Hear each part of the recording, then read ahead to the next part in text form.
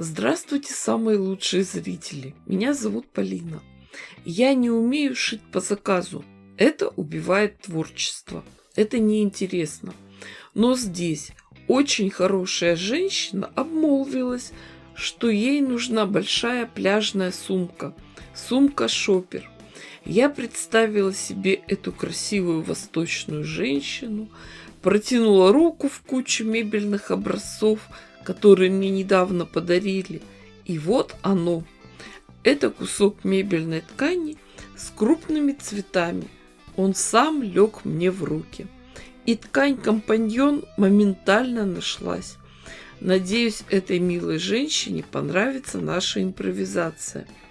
Ткани, конечно, красивые. Но вот это все, что есть такого цвета. Для начала увеличим размер. Кусок с большими цветами 48 на 70 сантиметров. Разрежем его на две равные части. Как раз сможем развернуть рисунок в нужную сторону. Между этими двумя деталями поставим кусок контрастной ткани. Для этого просто прошьем эти детали вместе на швейной машинке. Потом развернем заготовку и отстрочим шов. Тем самым дополнительно укрепим это соединение. У меня заготовка получилась 48 на 91 сантиметр. Это хорошо. Пусть будет большая вместительная сумка. Подкладку мне захотелось сделать из очень красивого плотного льна с узором огурцы. Выкроем деталь такого же размера, как и верхняя часть. Определим место для входа в карман. Сумка будет без застежки, но мы сделаем карман на молнии. Длину кармана возьмем по размеру молнии. Когда наметили место для кармана, выкроем две детали. Это мешковины кармана. У меня получилось 20 на 25 сантиметров. На мешковине кармана начертим линию входа в карман и нарисуем рамку с учетом припусков на швы. От верхней стороны мешковины оставьте широкий припуск. И эту мешковину кармана наложим лицевой стороной к лицевой стороне большой детали. Заколем булавками. Дальше эту рамку прошьем на швейной машинке. После этого аккуратно разрежем ткани между строчками, а в уголки выполним косые надсечки вплотную к стежкам. Теперь мы можем спокойно мешковину кармана отвернуть на изнаночную сторону. Все швы поправим, расправим деталь и приутюжим. Застежку-молнию приколем под вход в карман. Края входа в карман надо настрочить на тесьмы застежки молнии в край.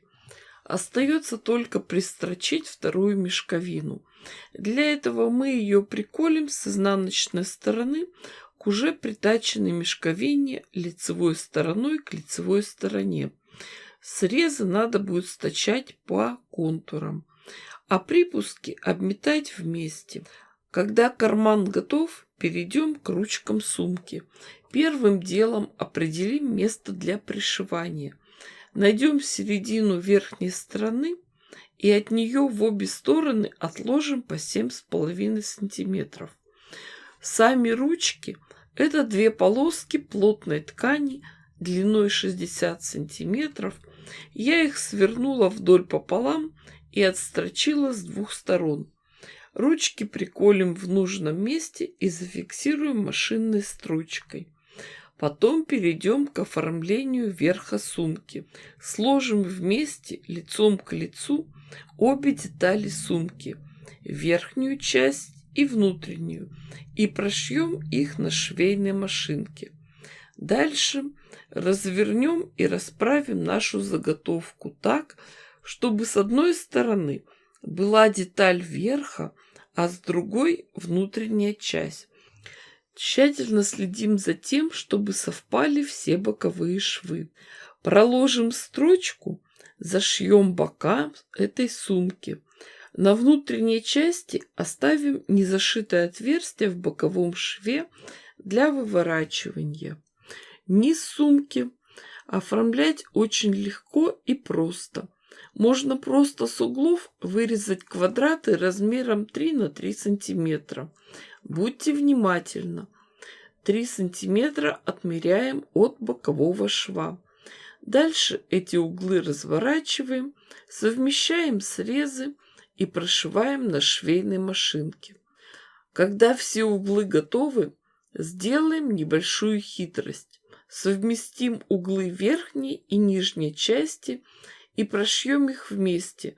Тем самым подкладка не будет вылазить из сумки. Конструкция получается очень интересная.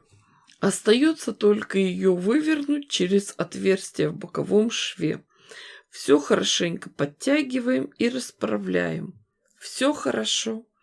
А оставшиеся отверстия зашьем на швейной машинке или вручную, как хотите. Когда внутри все зашили, оформляем верхний край. Просто его отстрочим. Тем самым мы еще раз дополнительно прошиваем и закрепляем ручки. И все. Готова прекрасная, очень красивая, большая вместительная сумка. Знаете, каждый раз, когда я шью большие сумки-шоперы, обязательно найдется ценитель, знаток русского языка, который в комментариях начнет возмущаться по поводу слова «шопер». Объясняю подробно. Шопер переводится как сумка для шопинга, то есть для походов по магазинам. Отличительная особенность шопера – длинные ручки и, как правило, отсутствие застежек. Такие сумки носят на плече. Длина ручек как раз на это рассчитана. Сумка без застежек. В нее можно вертикально поставить крупные длинные предметы.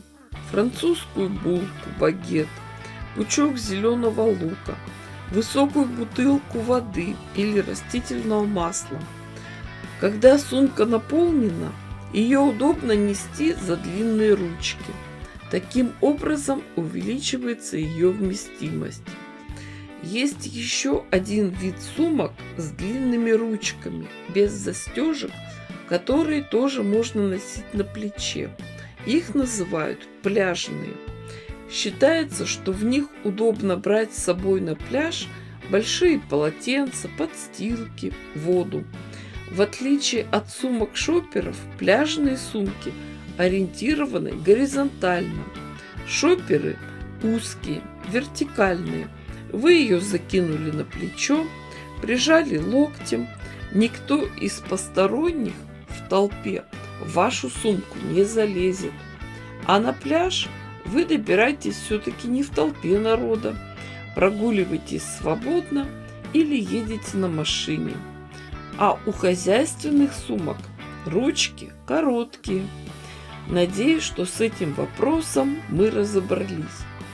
Если вы в русском языке найдете более точные слова, то напишите в комментариях. Всем желаю приятного творчества. Кто еще не подписан, обязательно подпишитесь. Ставьте классы, пишите комментарии. С вами была Полина. Всем пока-пока и до скорых встреч!